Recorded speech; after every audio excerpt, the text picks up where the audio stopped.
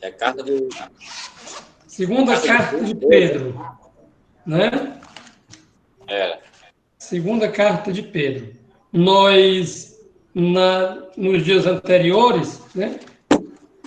Nós vimos as cartas de Tiago, Judas e 1 Pedro. Não foi?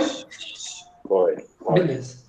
Deixa eu só colocar minha lousa digital aqui funcionando.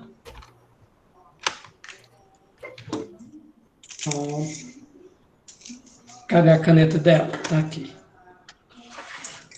Então, vamos lá. Nós, em verdade, nós estamos trabalhando aqui com o tema cartas católicas, tá? Nós vamos lembrar que nós fizemos um estudo da carta aos Hebreus, tá? A carta que, na verdade, né, se encontra no gênero homilético, tá? Ouvir a palavra de Deus em Jesus Cristo, é superior a tudo, mas cumprir o plano do Pai, faz o inferior aos anjos e superior a Moisés, tá? Na verdade, ele é obediente ao plano do Pai. Nós temos aqui o tema central da carta, é Jesus Cristo, né? Que por sua morte alcançou o perdão dos pecados uma vez por todas, tá? A grande novidade aqui é a expressão sacerdote, que já era uma expressão, né? Entre os pagãos e os judeus, eles tinham um sacerdote, que era um indivíduo que saía do povo, né? Mas que não se misturava muito com o povo, tá? Os cristãos não tinham o sacerdote, eles tinham supervisores, anciãos, servidores, né? E começamos, né, a partir do segundo século, tá, a dizer que nós temos Jesus Cristo como sacerdote, altar e sacrifício, tá? No primeiro dia desses três que nós temos, nós vimos a ideia de cartas católicas e estudamos Tiago, né? Passamos ontem por Judas e 1 Pedro, né? E hoje vamos para 2 Pedro, tá? Já tínhamos em outro momento estudado as cartas joaninas, tá? Na carta de Tiago, né? Nós vamos ver Tiago que se apresenta como irmão do Senhor, né? Não é ele o filho de Zebedeu, mas provavelmente é o Tiago, filho de Alfeu, né? Ela foi escrita diretamente em grego. O grego deste documento, tá? Ele é escrito com elegância e tem um excelente senso de retórica, tá? Foi escrita provavelmente, né, entre o final do século I e início do segundo século. E assim, o centro da carta é o problema da justificação da fé, né? Onde tem um confronto entre as ideias de Tiago e Paulo, tá? Razão pela qual essa carta, né, ela é dirigida às 12 tribos da diáspora, tá? Escrita em estilo homilético, ou seja, uma catequese em uso nas assembleias judaico-cristãs, tá? Na carta nós vimos o aviso a respeito da paciência no meio das provações, a origem da tentação, o domínio da língua, e tudo esse ensinamento sobre, né?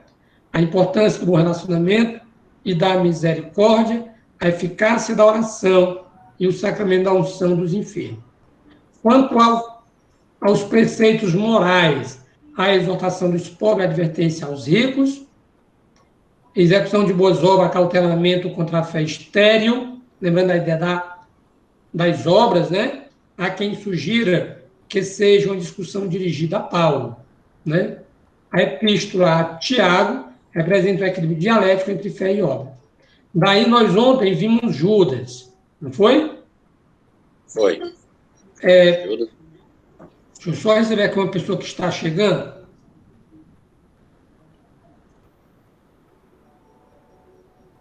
Uma pessoa que vem. É o Luiz, né? Então, como eu estava dizendo, ontem nós vimos Judas, tá? E aí a intenção da epístola de Judas é estigmatizar os falsos doutores, que põe em perigo a fé cristã, tá? Os falsos doutores são ameaçados com os castigos do castigo divino proveniente da tradição judaico-cristã, tá? E com a lembrança dos seus erros com a influência do passado. Beleza, né? A fé é colocada como dado objetivo de uma vez por todas. Cartas de Pedro. Nós, por último, inclusive ontem, nós estudamos a primeira carta de Pedro, tá? Boa noite, Luiz, seja bem-vindo. Boa noite. Nosso irmão Adalto está chegando aqui, é? Ou é o Sidney?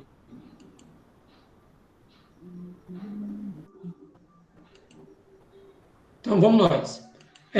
Na primeira carta de Pedro, tá? Ela é atribuída a Pedro, que é o considerado o príncipe dos apóstolos, foi escrito em Roma, como ele vai estar no capítulo 5, versículo 13, né? Na Babilônia, e é endereçada aos cristãos da diáspora, né? Os cristãos estão espalhados no meio do mundo, especificando os nomes de 5 províncias, tá? Vale, gente, eu não salvei não, foi? Desse cristão entende-se que sejam eles convertidos no paganismo, embora não se exclua a presença dos judeus cristãos entre eles, tá?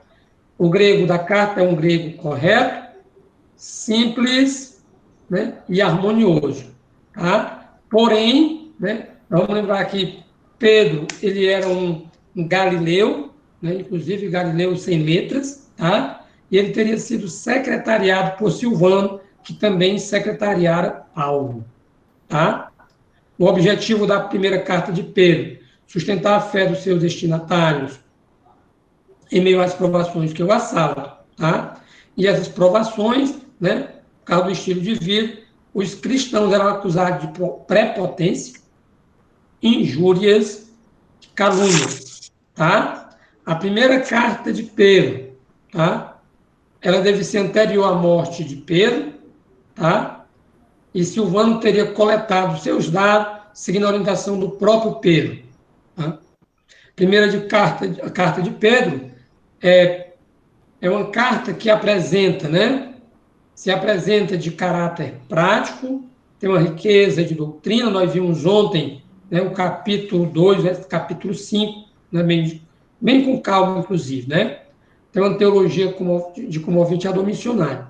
A primeira carta de Pedro é uma carta que apresenta Cristo como modelo, tá? O mal deve ser respondido com o bem, com a caridade, com a obediência aos poderes públicos, com mansidão, tá? E aí vem a segunda carta de Pedro, que é o nosso tema de hoje, tá? Especificamente o nosso tema de hoje. A segunda carta de Pedro, aí eu convido para que a gente esteja com a nossa Bíblia aberta na introdução, tá?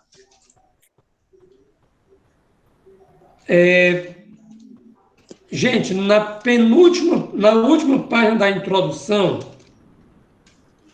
eu quero que vocês encontrem um parágrafo que vai dizer assim, ó, não há dúvida de que também a segunda epístola se apresenta como sendo de São Pedro, tá? Vocês pegaram? Na última página que você disse? Na última página, na parte da frente da última página, no verso não.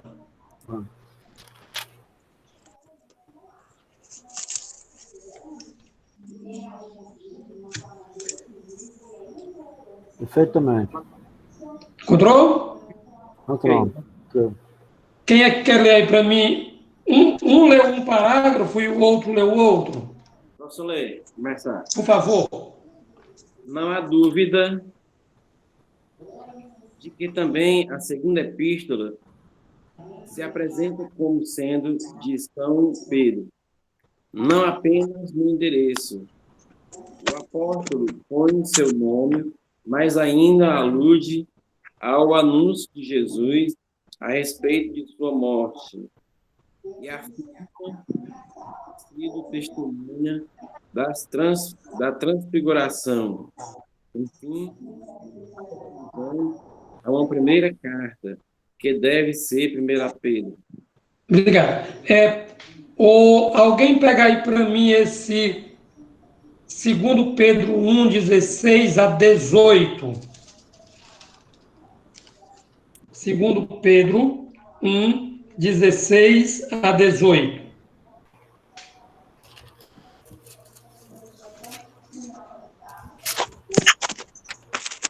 Não tem. Segundo, né? 16 a 2 Pedro, segunda carta de Pedro. Com efeito,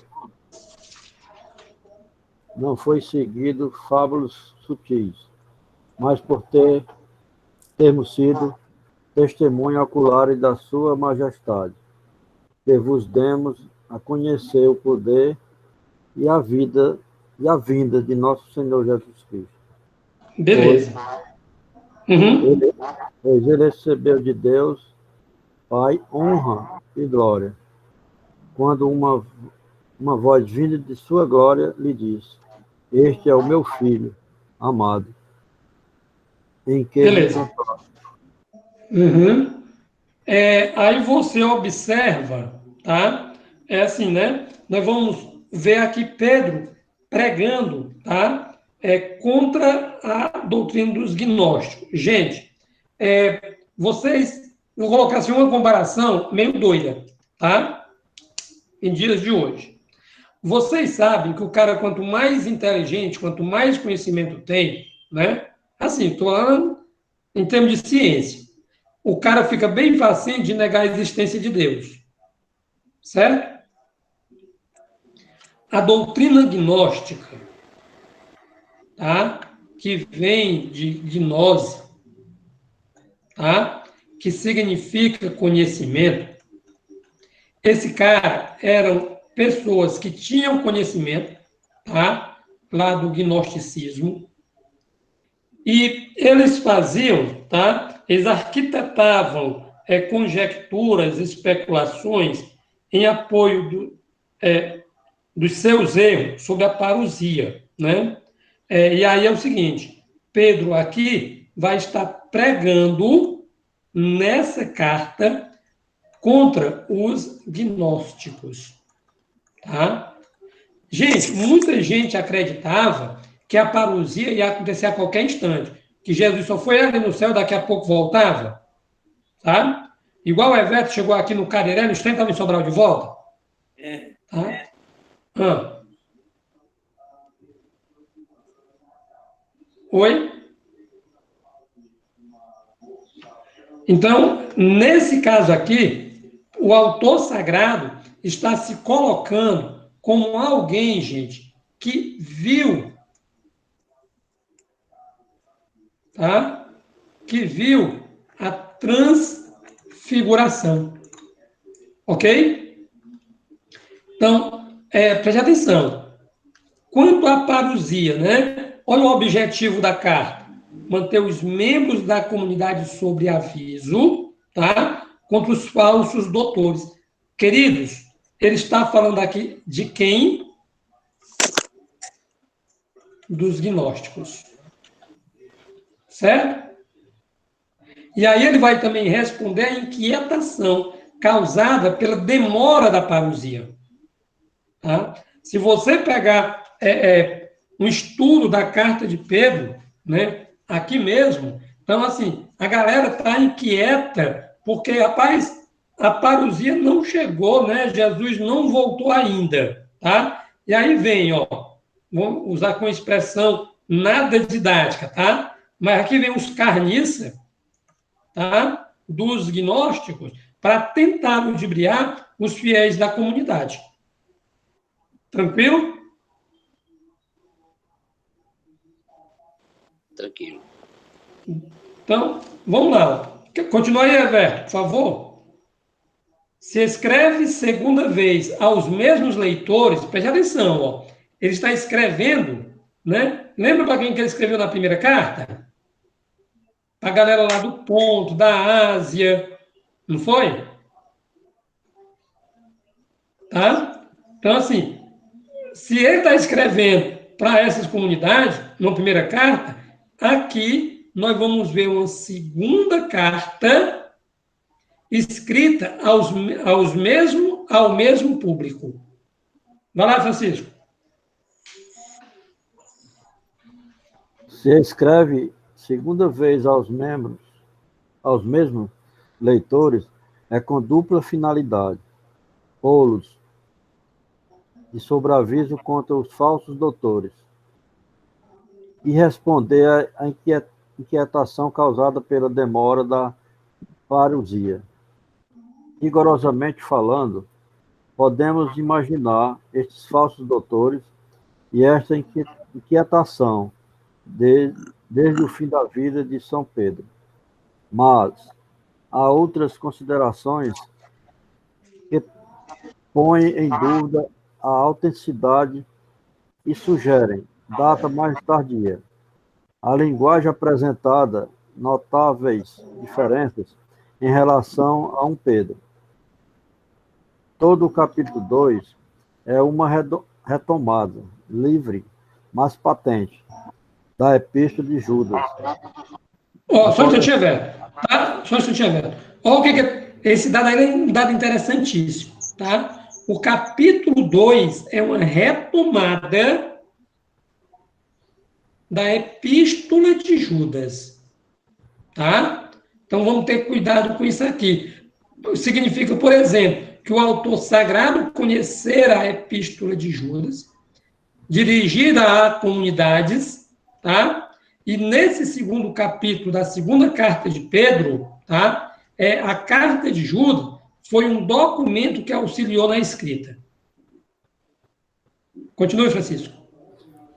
Todo o capítulo 2 é uma retomada livre, mas patente, da Epístola de Judas. A coleção das epístolas de Paulo parece já formada. O grupo apostólico é posto em paralelo com o grupo profético, e o autor fala como se não fizesse parte deles. Essas dificuldades autorizam certas dúvidas que surgiram desde a antiguidade. Não apenas o uso da epístola não é atestado com certeza antes do século III, mas também alguns as rejeitam, como o testemunha Orígenes, Eusébio e Jerônimo. Além disso, muitos críticos modernos recusam-se, por sua vez, a atribuí-la a São Pedro. E é difícil não lhes dar razão. Mas se um discípulo posterior se valeu da autoridade de Pedro, pode ser que tivesse algum direito de fazer, talvez porque pertencesse ao círculo que dependia do apóstolo, ou então porque utilizasse escrito provavelmente dele. Proveniente, né? E o adaptasse e completasse com o auxílio de Judas. Isso não equivale necessariamente a cometer falsificação, pois os antigos tinham ideia diferente das nossas sobre a propriedade literária e a legitimidade da pseudonimia. Pseudonimia. Né? Gente, então nós entramos aí na história do caráter, né? Foi Pedro, não foi Pedro, né? Assim, mas, mais uma vez, boa noite aí, meu amigo Adalto, seja bem-vindo, Manuel Medeiros, seja bem-vindo, tá? É aquela história, quem foi que escreveu a carta de Pedro, tá? Quem foi que escreveu a carta de Pedro, né? Não sei, mas certamente foi iluminado pelo Espírito Santo. É atribuído ao apóstolo? Tá? Mas a gente observa aqui, tá? Uma discussão em que situações são colocadas em que essa autenticidade é contestada, tá? Se foi Pedro, se não foi Pedro, tá? Assim, o que é que interessa? Interessa, gente, é a mensagem, tá? E a mensagem da carta, tá? O problema central que a carta vai tratar é a Teodiceia, tá? Que é o julgamento justo de Deus contra aqueles que dizem não existir. Primeira coisa, nós vamos ter a teologia e a teodiceia, tá? A teologia é o estudo de Deus, né, fundamentado na fé, tá? A teodiceia, de certa forma, ela vai estar fundamentada na razão, ok? E não exatamente na fé. Nós vamos ter aqui a teodiceia, uma boa definição para a teodiceia, né, seria o julgamento justo de Deus contra aqueles que dizem não existir. Gente, preste atenção. Mais uma vez aqui, tá? Nós vamos estar falando da doutrina, deixa eu ver se eu anoto bem aqui, tá? Dos gnósticos. Tá? Que é aquele povo, gente, herege. Tá? É aquele povo que está dizendo que tudo isso aqui é besteira, tá? Está negando a vida de Jesus Cristo, está negando a vinda do Espírito Santo, que, na verdade, o que Jesus fez não foi nada sofrer, já que ele era Deus, estava vivendo aqui um grande teatro.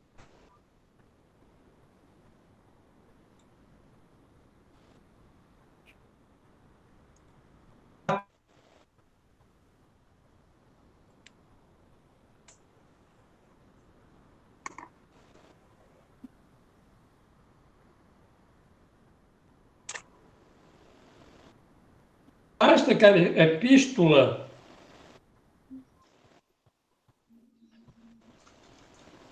O seu som está falhando, João. meu som está falhando, tá? Fala. Você falhou pena, ali viu? agora. Melhorou Que agora. pena, tá? Agora melhorou. Olha, deixa eu ver se eu consigo melhorar ainda mais. Vou colocar aqui o microfone.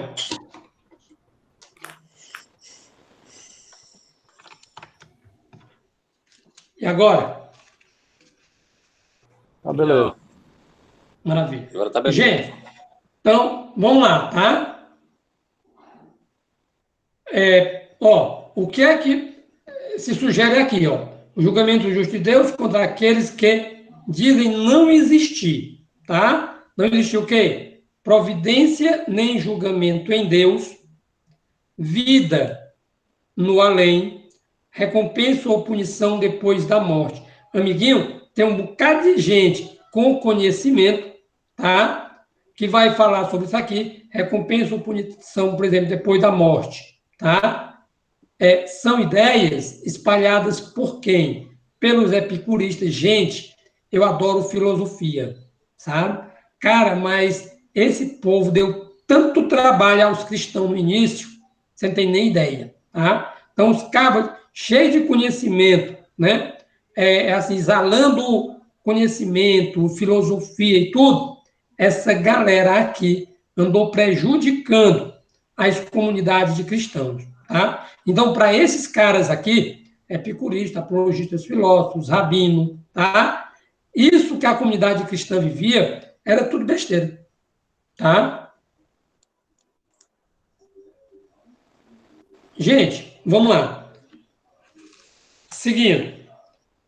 Aliás, para a nossa fé, basta que a epístola tenha sido seguramente aceita pela Igreja como canônica e represente, por conseguinte, a herança autêntica da época apostólica. Querido, se foi, a pergunta fica, tá? Se foi Pedro que escreveu, se foi Silvano que escreveu, se foi uma compilação da epístola de Judas, tá? No que é que isto muda a nossa fé enquanto igreja? Não muda, tá? Porque o que importa é a mensagem.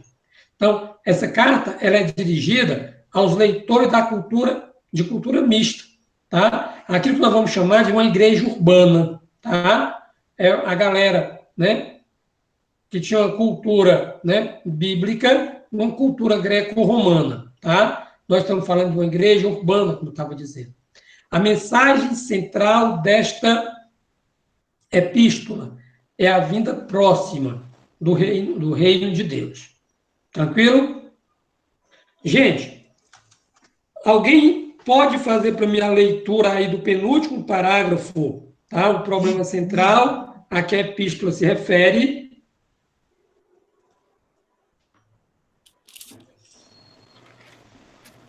O problema central é que a epístola se refere à Teodiceia, isto é, o julgamento justo de Deus contra aqueles que dizem não existir providência nem julgamento em Deus, nem vida no além, nem recompensa ou punição depois da morte. Visões espalhadas por epicuristas, gentis e judeus, refutadas também por apologistas, filósofos e rabinos. O problema do atraso da parousia é compreendido em tal contexto pelo autor inspirado. A epístola é dirigida a leitores de cultura mista, ao mesmo tempo bíblica e grego-romana, e, portanto, proveniente, sem dúvida, de uma igreja urbana.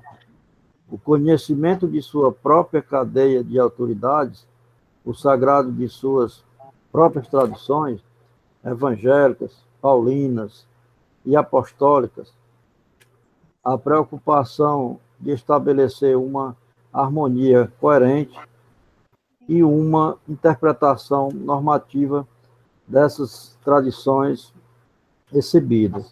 São também indícios de que a epístola data da metade do século II, depois de Cristo.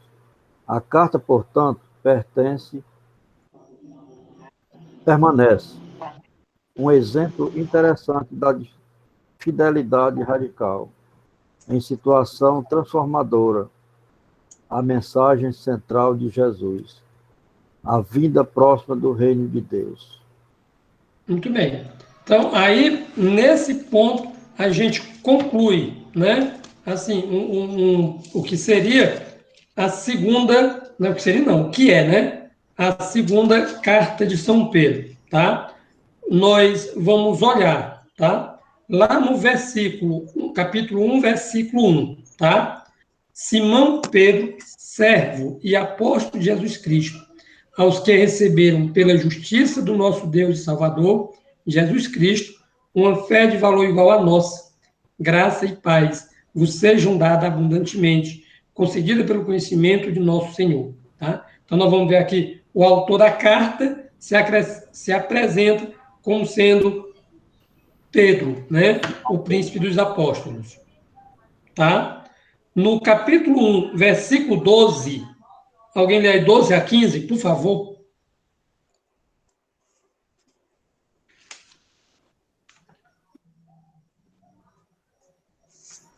Eis porque vos trarei sempre à memória estas coisas, embora já as saibais e estejais firmes na verdade que alcançastes. Entendo que é justo despertar-vos com as minhas admoestações, enquanto estou nesta tenda terrena, sabendo que em breve hei de despojar-me dela, como, aliás, nosso Senhor Jesus Cristo me revelou. Assim farei tudo para que, depois da minha partida, vos lembreis sempre delas. Beleza. Aí, lá no capítulo 2, versículos de 1 a 3, ele vai falar, aliás, no capítulo 1 ainda, no versículo de 19 a 21, ele vai falar contra, né, ele vai falar as palavras proféticas, tá? Quando ele diz, ó, temos também por mais firme a palavra dos profetas, a qual fazeis bem recorrer como uma luz que brilha em lugar escuro, tá? Lembra mais ou menos aquela ideia, né? Cantada no Salmo, né? Tua palavra é lâmpada para os meus pés, até que raie o dia e surja a estrela d'alva em nossos corações. Antes de mais nada, saber isto, que nenhuma profecia da Escritura resulta de interpretação particular. Cuidado, tá? Nenhuma profecia, segundo Pedro, tá? Resulta de interpretação particular, pois a profecia jamais veio por vontade humana, mas os homens impelidos pelo Espírito Santo falaram da parte de Deus, tá? Gente, sobre os falsos doutores, né? Ele vai falar aí no capítulo 2, versículos de 1 a 3. Se alguém puder ler, eu agradeço. Houve, contudo, também mais os profetas no meio do povo, como haverá entre vós falsos mestres, os quais trarão heresias perniciosas, negando o Senhor que os resgatou e trazendo sobre si repentina destruição. Muitos seguirão suas doutrinas dissolutas. Por causa deles, o caminho da verdade cairá em descrédito. Por avareza procurarão, com discursos fingidos, objeto de negócios, mas seu julgamento há muito está em ação, e a sua destruição não tarda. Palavra do Senhor. Pronto. Voltando aqui a falar sobre, né, os gnósticos, sabe? Tranquilo. E aí esse capítulo 2 é aquele capítulo, né, que nós vamos dizer, né, onde tem influência da carta de Judas, tá? No capítulo 3, tá? Ele vai falar o dia do Senhor, os profetas e os apóstolos. Gente, vamos fazer um paralelo, tá? Entre o grupo dos profetas e o grupo dos apóstolos. Veja aí, ó, capítulo 3, versículos 1 e 2. Amados, esta já é a segunda carta que vos escrevo. Só um instantinho, Everto. Só um instantinho. Esta é o quê? A segunda carta que vos escrevo. Pronto. Aí significa, tá? Fundamentado aqui, que eles já escreveram a primeira, tá? A primeira carta, e está escrevendo de novo para a mesma comunidade. Aquilo que nós vimos na Islândia do nosso slide, agora há pouco, tá? Siga, por favor. Amados, esta já é a segunda carta que vos escrevo, procurando em ambas despertar o vosso pensamento sadio com algumas admoestações, a fim de vos trazer à memória as palavras prediletas pelos santos profetas e o mandamento dos vossos apóstolos, a eles confiado pelo Senhor e Salvador. Pronto. Aí ele vai falar sobre os falsos doutores. Gente, a gente vai observar que assim, a questão, né, de combate aos falsos mestres, aos falsos doutores, né, aqueles que, na verdade, ao invés de estar ensinando, né, de acordo com os preceitos que ele e Pedro receberam de Jesus Cristo, né, aqui é o grupo dos hereges. Tá? Um combate a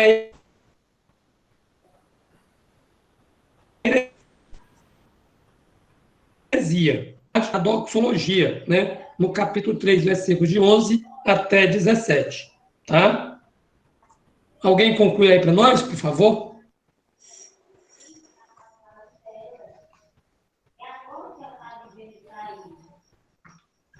Qual é o versículo, Edvan? 11. Capítulo 3, versículo 11. Pronto. Até o final. Se todo este mundo está fadado a desfazer-se assim, deve ser a santidade do vosso viver e da vossa piedade.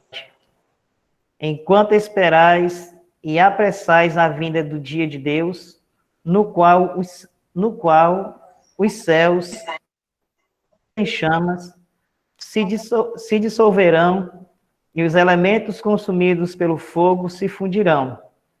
O que nós esperamos, conforme sua promessa, são novos céus e nova terra, onde habitará a justiça. Assim, visto que tendes esta esperança, esforçai-vos ardorosamente para que para que ele vos encontre em paz, vivendo vidas sem mácula e irrepreensível. Considerai a longanimidade do nosso Senhor como a nossa salvação, conforme também o nosso amado irmão Paulo vos escreveu, segundo a sabedoria que lhe foi dada. Isto mesmo faz ele em todas as cartas, ao falar nelas desse tema.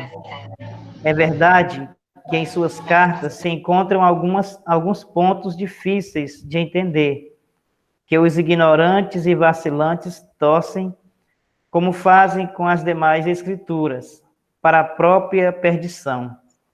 Vós, portanto, amados, sabendo-o de antemão, precavei-vos para não suceder que, levados pelo engano desses ímpios, venhais a cair da vossa firmeza.